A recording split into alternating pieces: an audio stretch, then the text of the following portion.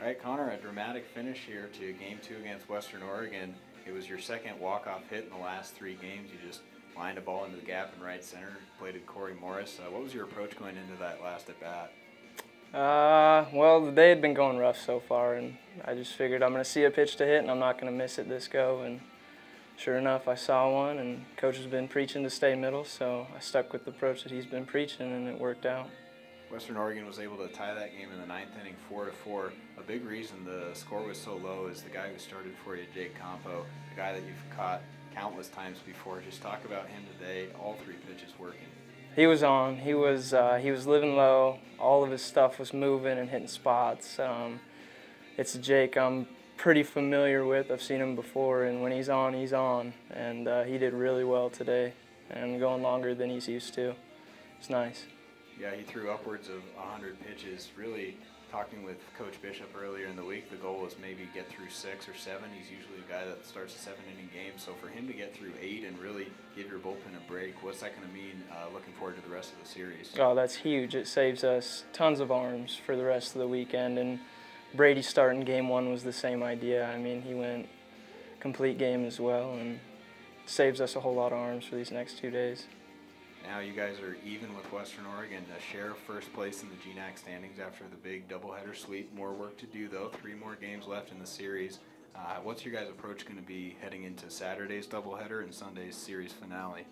Right now we are just focused on Game 1 tomorrow, taking it 1 game at a time. It's something that Bish keeps reminding us about because we don't want to get our view too far in the future. We want to stay right here in the present and put in as much work as we can. Congratulations, Connor. Thanks. Thank you. Okay, Jake just finished a doubleheader sweep of Western Oregon, a really dramatic finish to Game 2 there. You took the mound to start and turned in 8 outstanding innings. You just really had all your pitches working today. Yeah, I had all 3 of my pitches working really well, and I got really dialed in the late innings, and I was hitting almost every spot. And we were able to pull out the win in the end, and that's always the goal. So I'm glad I could have put in 8 tough innings for my team. Usually you've been a 7-inning starter. You've started the games that go 7 innings. Today you got the start in the 9-inning game. Your coach was just hoping you'd get through maybe 6, 7 for you. So turning in 8, you just must have felt really good out there. Yeah, you know, your goal is always to go out there and pitch tough and get in as many innings as you can, and then pass it off to the bullpen. And so I was really happy that I was able to keep my pitch count down and get through 8 innings. So it's really helpful going forward in the series, saving our pen a little bit. Looked like a couple of keys were, 1, your slider. It was really fooling their hitters. But 2, the defense behind you just played excellent today. Turned a couple big double plays. So just your thoughts on the slider and then the defense behind you. Yeah, the slider was working really well. I was able to keep it down and fool some guys, keep them off balance. And then my whole strategy on the mound is really to get the ball in play and let my defense play behind me. And they did a great job at it again today. So it was working really well. Your buddy Connor Holbrook, your catcher, who's been back there for more than a decade with you. You guys grew up together, played through high school, and now in college. He was throwing down signs. How comfortable are you with him back there and the rhythm that you guys are able to establish? Yeah, I've been comfortable with Connor for as you said, almost a decade now. So it's just nice to see the same fingers throwing down the same signs as we always have been, and it was working once again today. So. And then he's the one who comes through with the walk-off hit there. It's his second walk-off hit in the last 3 games. He's just come up in clutch situation after clutch situation this whole year and come through for you. Yeah, he's a grinder, and I've said multiple times before that he's a really clutch hitter for us, and it's no surprise that he came through in the clutch situation again. So it was awesome to get that win. Thanks, Jake. Thank you. Okay, Coach just finished up a huge doubleheader sweep of Western Oregon here on day 1 of a 5-game series. Really, your starting pitching was the key today. Brady Muller throwing all 7 innings Game 1. Jake Campeau, 8 outstanding innings in Game 2. Talk about those 2 guys on the mound for you. Well, you know, it's an unusual series with 5, and so that just puts a premium on those starters. And that's why we started Brady in the 7, actually just hoping that that's how it would work out. Obviously, we wanting to win, but hoping that he's going to go deep into that game or finish that game by himself. And Jake, I mean, that was a surprise. He's been in the 7-inning game, and he's been throwing, you know, 5 1/3, 5 2/3, 6 1/3.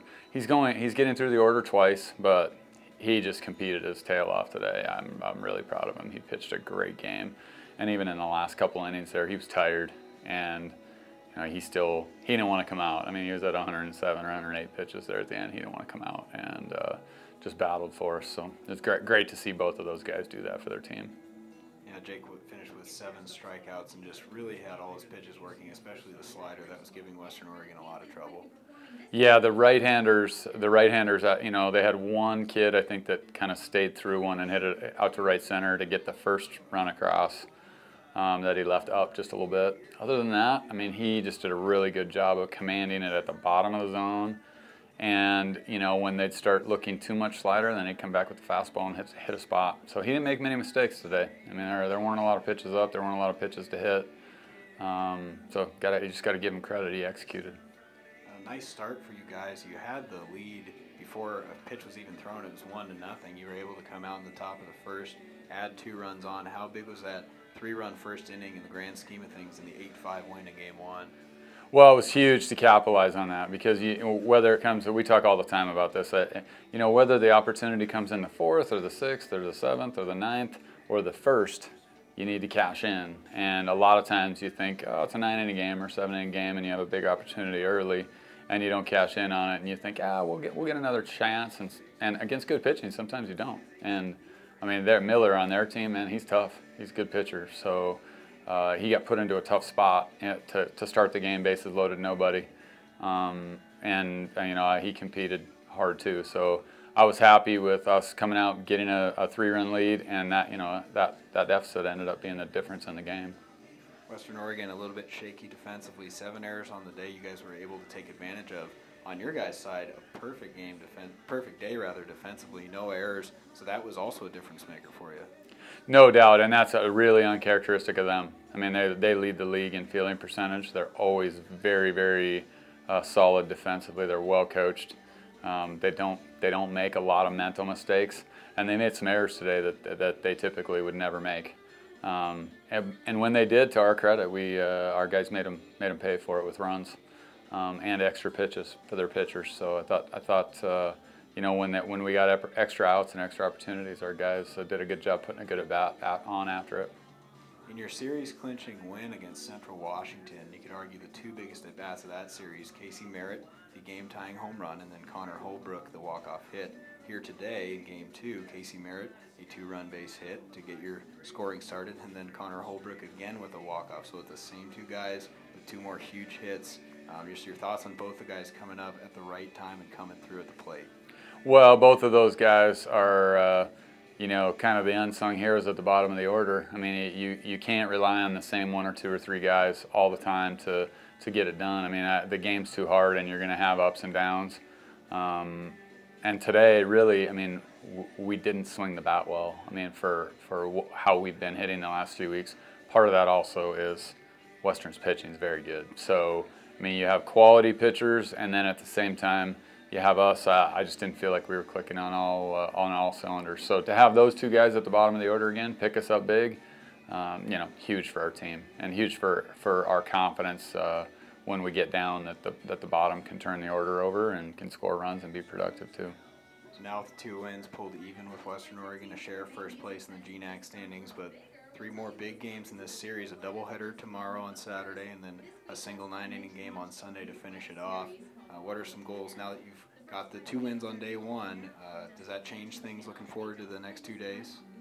You know, I wouldn't say that it does. I just feel like for us, we just have so many games left. We have 11 games left of the 32, so we have a third of our GNAC season left. So it's premature to think that any one day is bigger than any other day. So tomorrow, I mean, we're going to enjoy this tonight, and our guys, I'm sure, are happy and go home excited to get 2 wins. But you know, the great thing about baseball is that you get to come back tomorrow and have another try. And you know, when you have a rough day, that's a really good thing. And hopefully for us, we'll be able to bring some momentum into the rest of the series.